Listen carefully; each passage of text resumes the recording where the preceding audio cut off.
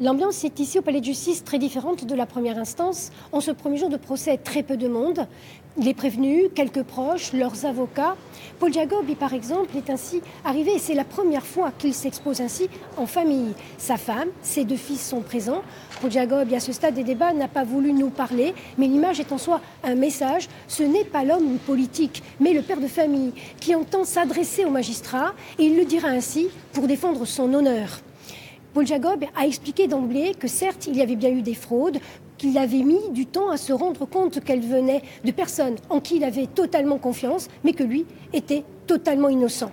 Parmi les autres prévenus, les élus Pierre-Marie Mancini, Jacques Costa ou encore l'ancien directeur général des services, Thierry Gamba-Martine, sont là, disent-ils, pour obtenir une relaxe. Thierry Gamba-Martine est apparu le plus atteint en congé maladie depuis sa condamnation. Il en parle comme d'une flétrissure.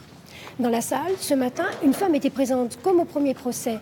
L'ancienne compagne de Jean Leccia, ce haut fonctionnaire du département, assassiné en 2014, il avait été mis en cause dans le dossier.